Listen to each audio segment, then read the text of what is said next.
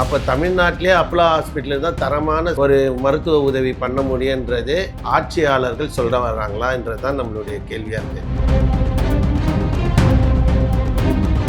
என்னை பொறுத்த வரைக்கும் பார்த்தீங்கன்னா ஒரு அரசியலாக ஒரு விஷயம் பண்ணுறதை தான் நினைப்பேன். ஏன்னா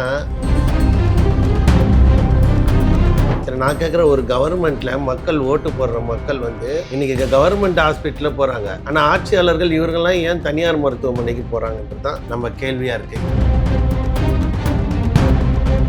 மக்கள் பெரிய பெரிய வியாதியில் இருக்கிறாங்க. அப்போ மக்கள் பெரிய பெரிய வியாதிக்கு மக்கள் போய் சாவணுமா? கவர்மெண்ட்டில் அந்த அளவுக்கு ட்ரீட்மெண்ட் இல்லையா? கவர்மெண்ட்டில் பிரைவேசி கிடையாதா? ஒரு முதலமைச்சருக்கு ட்ரீட்மெண்ட் கொடுக்குற அளவுக்கு கவர்மெண்ட்டில் பிரைவேசி இல்லாமல் தனியார் மருத்துவமனையில் தான் அந்த பிரைவேசி போய் பார்க்கணுமா? தனியார் மருத்துவமனையில் அரசாங்கம் கொடுக்காத பிரைவேசி தனியார் மருத்துவமனையில் கொடுத்துட்றாங்களா? இப்போ முதலமைச்சர் போய் சேர்றதால அந்த அப்போலோ ஹாஸ்பிட்டலுக்கு விளம்பரம்.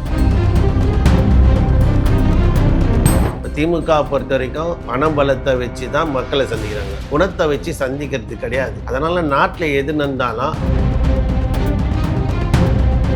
இன்னொன்று பார்த்தீங்கன்னா கவர்மெண்ட்டில் கண்டிப்பாக 100% சுகாதாரம்ன்றது மருத்துவத்தில் சரியில்லைன்றதை நிரூபிக்கும் வகையில் தான் இவர் போய் தனியார் மருத்துவமனைக்கு போயிருக்காருன்ற விஷயத்தை நான் பதிவு பண்ணுறேன்.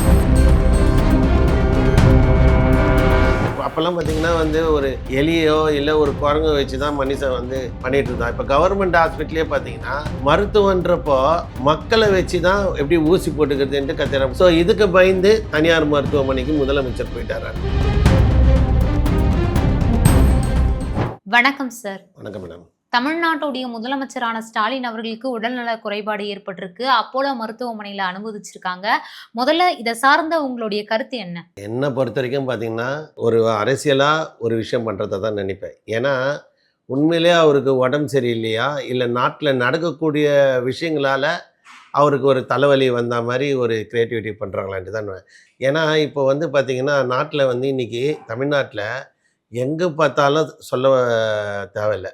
எல்லா இடத்துலையும் கொலை, ஒரு பக்கம் முதியவர்கள் படுகொலை, ஒரு பக்கம் சின்ன பசங்க 8 வயதுலேருந்து 10 வயது குழந்தைங்களெல்லாம் ரேப்பிங்க.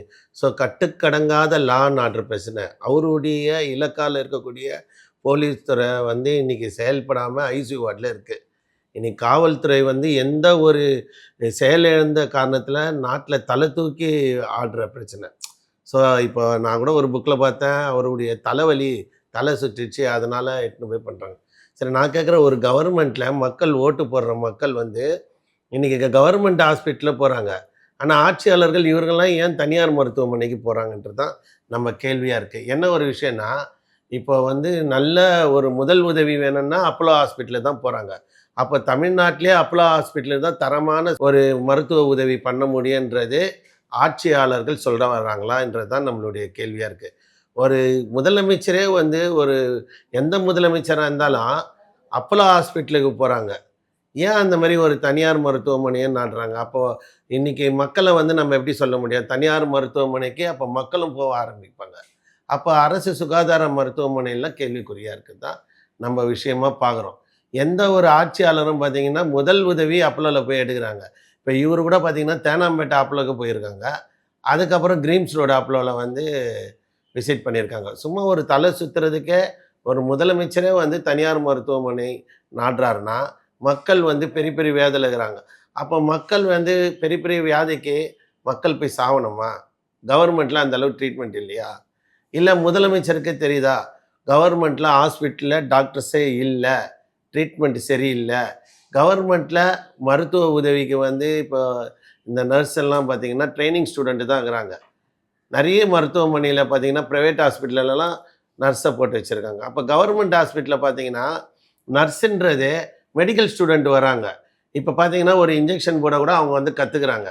உயிரோடு இருக்க மனுஷனை டெஸ்ட்டு போட்டு கற்றுக்குறாங்க. எப்படி நரம்பில் ஊசி ஏற்றுறது, எப்படி ஆப்ரேஷன் பண்ணுறது, எப்படி தையல் போட்டுக்கிறதுன்றது. ஒரு அப்போல்லாம் பார்த்திங்கன்னா ஒரு எலியோ இல்லை ஒரு குரங்கோ வச்சு தான் மனுஷன் பண்ணிகிட்டு இருந்தான். இப்போ கவர்மெண்ட் ஹாஸ்பிட்டலே பார்த்திங்கன்னா மருத்துவன்றப்போ மக்களை வச்சு தான் எப்படி ஊசி போட்டுக்கிறதுன்ட்டு கற்றுறாங்க. ஊசி போட தெரியாதவங்களெல்லாம் மெடிக்கல் ஸ்டூடெண்ட்டை வச்சு போகிறாங்க.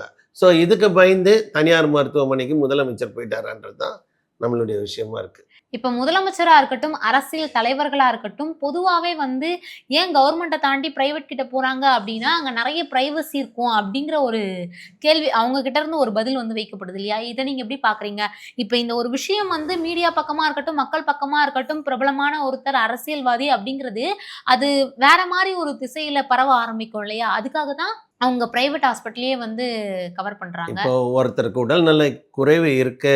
அதனால அவங்க ஹாஸ்பிட்டலுக்கு போறாங்க. அந்த ஹாஸ்பிட்டலுக்கு போறத கூட நம்ம அரசியலா பேசல. நம்ம என்ன சொல்றோம், ஒரு உடல்நல குறைவு இருந்ததுன்னா உண்மையிலே ஓகே. தமிழ்நாட்டுல நடக்கக்கூடிய பிரச்சனைகள் நெறைய இருக்கு. அதை திசை திருப்ப கூட தளபதியுடைய அரசியல் பண்ணலான்ட்டு நான் நெனைக்கிறேன். ஏன்னா தமிழ்நாட்டுல கட்டுக்கடை தான் ஒண்ணு பண்ணுது. இன்னொன்னு பிரைவசி சொல்றீங்க. கவர்மெண்ட்ல பிரைவசி இல்லையா அப்போ? கவர்மெண்ட்ல பிரைவசி கிடையாதா? ஒரு முதலமைச்சருக்கு ட்ரீட்மெண்ட் குடுக்குற அளவுக்கு கவர்மெண்ட்ல பிரைவசி இல்லாம, தனியார் மருத்துவமனையில தான் அந்த பிரைவசி போய் பார்க்கணுமா? இப்போ பார்த்தீங்கன்னா, ஜிஹெச்ல நெறைய வந்து 8த் ஃப்ளோர், 9த் ஃப்ளோர்லலாம் பிரைவசியான இருக்கு. மக்களுக்கு தொல்லை தரவாகாத வகையில பிரைவசி இருக்கு. அந்த பிரைவசிய வந்து கூட நம்பாம, தனியார் மருத்துவமனைக்கு போறாங்கன்றப்ப தான் இந்த விஷயமா நம்ம கருதுறோம். இன்னொன்னு பார்த்தீங்கன்னா, கவர்மெண்ட்ல வந்து கண்டிப்பா 100% சுகாதாரம் என்றது மருத்துவத்தில சரியில்லைன்றத நிரூபிக்கும் வகையில தான் இவரு போய் தனியார் மருத்துவமனைக்கு போயிருக்காருன்ற விஷயத்த நான் பதிவு பண்றேன். ஏன்னா, இப்போ ஒரு முதலமைச்சரே வந்து ஒரு ட்ரீட்மெண்ட் பண்ணலன்னா, சாமானிய மக்கள் வந்து இன்னைக்கு தனியார் மருத்துவமனையை ஊக்குவிக்கிற செயலா தான் இன்னைக்கு முதலமைச்சர் பண்ணியிருக்காரு. ஏன்னா, மருத்துவமனை இன்னைக்கு பார்த்தீங்கன்னா, இன்னைக்கு சென்னையில மட்டும் இல்ல, தமிழ்நாடு ஃபுல்லா இல்ல, இந்தியா ஃபுல்லா தனியார் மருத்துவமனையை ஊக்குவிக்கிறதால தான் அவர்கள் வந்து பணம் பார்க்குறாங்க. இன்னைக்கு மலேரியா, டைஃபாய்டுன்ட்டு எந்த ஒரு ஜுரத்துக்கு போனாலும் 50,000க்கு மேல தனியார் மருத்துவமனை இதை வந்து ஒரு எக்கனாமிக்கலி ஒரு பிஸ்னஸாக பண்ணுறாங்க. இப்போ நிறைய ஹாஸ்பிட்டலில் பார்த்தீங்கன்னா நியூரோ, கார்டியாலஜி பார்த்தீங்கன்னா கவர்மெண்ட்டில் பார்த்தீங்கன்னா தனி பில்டிங் வச்சுருக்காங்க. ஆனால் ஸ்பெஷலிஸ்ட் டாக்டர் கவர்மெண்ட்டில் இருக்காங்க. நிறைய பேருக்கு தெரியாது. நியூரோலாம் வந்து கவர்மெண்ட்டில் இருக்கு. தனியார் மருத்துவமனை ஃபுல்லாக கன்சல்டன்சி தான். நியூரோலஜி டாக்டரே கிடையாது, நிறைய ஹாஸ்பிட்டலில் கிடையாது. ஆனால் வெறும் கன்சல்டிவ் வச்சு இதை எக்கனாமிக்காக பணத்தை பார்க்கணுன்னு கால்ஸில் டாக்டர்கிட்ட கால்ஸு. இப்போ நிறைய பார்த்தீங்கன்னா வாரத்தில் 2 நாள் தான் நியூரோ ஸ்பெஷலிஸ்ட்டே வருவாங்க. ஒன்று செவ்வாய்க்கிழமையில் இந்த மாதிரி டேட் வைஸில் போட்டுடுறாங்க. இந்த டேட் வைஸில் கன்சல்டன்சியில் அப்பாயின்மெண்ட்டில் டாக்டரை வாங்கிட்டு இவங்க ட்ரீட்மெண்ட் பண்ணுறாங்க தனியார் நிறுவனம். ஆனால் கவர்மெண்ட்டில் இந்த ஃபெசிலிட்டிஸ் இருக்குது, டாக்டர்ஸுங்க இருக்காங்க, ஒரு டாக்டர் இருப்பாங்க. ஆனால் இது தனியார் மருத்துவமனையை ஊக்குவிக்கிறமா இவங்க எல்லாருமே தனியார் மருத்துவமனைக்கு போகிறாங்க. பெரிய பெரிய ஹாஸ்பிட்டலில் ஸ்பெஷலிஸ்ட் இருக்கிறாங்க, சின்ன ஹாஸ்பிட்டலில் கன்சல்டன்சியை வச்சு இதை சம்பாதிக்கிறாங்க. அப்போ இது போல் சின்ன சின்ன ஹாஸ்பிட்டலில் பண்ணுறதையும் ஜனங்க நம்பி போகிறாங்க. இப்போது கவர்மெண்ட் ஹாஸ்பிட்டலை நம்பாமல் தனியாருக்கு போகிறது என்பது கேள்விக்குறியாகுது. தனியாரை ஊக்குவிக்கிற செயல் முதலமைச்சரை பண்ணுறது மக்களுக்கு ஒரு கேள்விக்குறியாக இருக்குது. இப்போ உங்கள பொறுத்தவரைக்கும் கேள்வி என்ன அப்டின்னா, சாமானிய மக்கள் வந்து கஷ்டத்துல ஒரு வேற வழி இல்லாம கவர்மெண்ட் ஹாஸ்பிட்டலுக்கு போய் ட்ரீட்மெண்ட் பண்றாங்க. ஆனா நீங்க உருவாக்குன அந்த ஹாஸ்பிட்டல்ல உங்களாலயே வந்து ட்ரீட்மெண்ட் பண்ண முடியலையா? அப்டிங்கிறதான் அதை உங்களுடைய தான் நம்ம கேள்வி. இப்போ கேள்வி சொல்கிறோம் மேடம். நம்ம என்னென்னா, இப்போ சாமானிய மக்கள் சுகாதாரத்துறைக்கு போனால் ட்ரீட்மெண்ட்டு கிடையாது. அவன் வந்து கொடுக்குற மாத்திரையை 10 நாளோ 15 நாளோ சாப்பிட்டு உயிர் வாழ்கிறான், செத்தா சாகுறான். சுகாதாரத்துறையை நல்ல அளவுக்கு டெவலப் பண்ணணும் இந்த அரசாங்கம். கவர்மெண்ட்டில் இருக்கக்கூடிய ஆட்சியாளர்கள், அது எம்எல்ஏவாக இருக்கட்டும், கவுன்சிலராக இருக்கட்டும், ஏன் முதலமைச்சராக இருந்தாலும் முதல் உதவி சிகிச்சை கவர்மெண்ட் ஹாஸ்பிட்டலில் எடுத்து ட்ரீட்மெண்ட் நல்லா இருக்கணும். அந்த அளவுக்கு வந்து தனியார் மருத்துவமனையை நாடுற அளவுக்கு இருக்கக்கூடாது. இப்போ ஒருவித பிரைவசி, என்ன பிரைவசி? தனியார் மருத்துவமனையில் அரசாங்கம் கொடுக்காத பிரைவசி தனியார் மருத்துவமனையில் கொடுத்துட்றாங்களா? இப்போ முதலமைச்சர் போய் சேர்றதால அந்த அப்போலோ ஹாஸ்பிட்டலுக்கு விளம்பரம், அவரை பார்த்து தமிழ்நாடு இல்லை, வெளிநாட்டில் வெளி மாநிலத்தில் இருக்கக்கூடியவங்களும் அந்த அப்போலோ ஹாஸ்பிட்டலுக்கு போகிறாங்க. அப்போ ஒரு விளம்பரம் தான் அங்கே ஆகுமே தவிர ட்ரீட்மெண்ட்டை பொறுத்த வரைக்கும் எந்த அளவுக்கு நம்மளுக்கு சாட்டிஸ்ஃபேக்ஷன் கிடையாது. கவர்மெண்ட்டை விட தனியார் மருத்துவமனை ட்ரீட்மெண்ட் இருக்கதா இப்படி பண்ணுறது ஒரு தவறான செயல் என்று தான் நம்ம சொல்கிறோம்.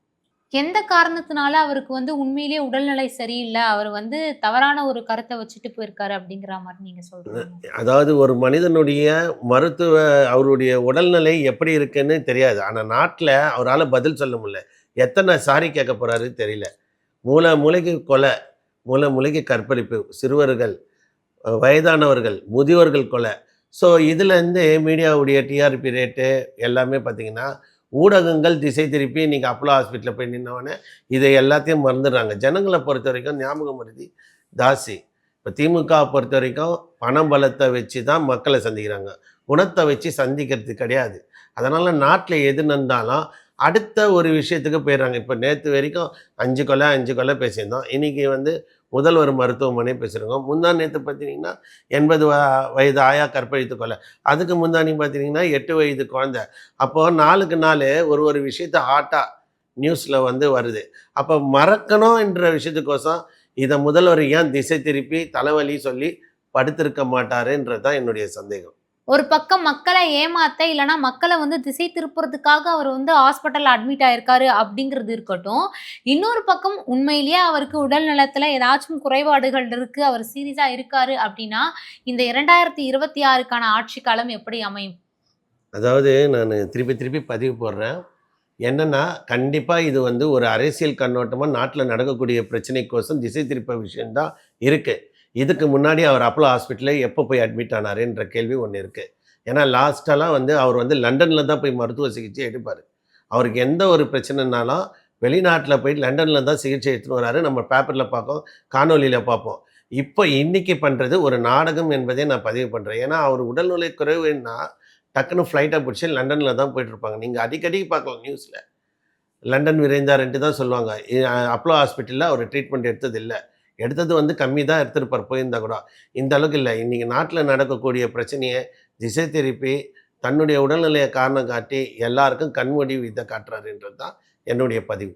இப்ப பொதுவாவே ஸ்டாலின் அவர்களுக்கு எந்த மாதிரியான உடல் குறைபாடுகள் இருக்கு? அதை பத்தி உங்களுக்கு தெரியுமா?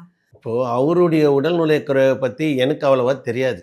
அதில் எந்த மாற்றமும் இல்லை. ஆனால் அவர் லண்டன் போய் அளவுக்கு சிகிச்சை பண்ணுறாருன்னா அவருடைய உடல்நிலை வந்து வெளிநாட்டில் இருக்கக்கூடிய டாக்டர்ஸை வச்சு அவர் பார்த்துருக்காரு. இப்போ எனக்கு சந்தேகமே வந்து அவருடைய உடல்நிலையை வந்து முழுக்க முழுக்க வெளிநாடுகள் தான் அவர் போய் பார்த்துருந்தாரு. இப்போ இன்றைக்கி நாட்டில் நடக்கக்கூடிய பிரச்சனை கழுத்துக்கு மேலே ஒழுகி போயிடுச்சு. இன்றைக்கி வந்து லா அண்ட் ஆர்டர் ப்ராப்ளம் அவரால் கண்ட்ரோல் பண்ண முடியல. ஏன்னா அவருடைய இலக்கா இதை வந்து திசை திருப்ப தான் பண்ணுறாருன்றது என்னுடைய விஷயமா இருந்து எனக்கு வாய்ப்பு கொடுத்ததை நன்றின்னு தெரிவிச்சுக்கிறேன். ரொம்ப நன்றி சார். ஓகே.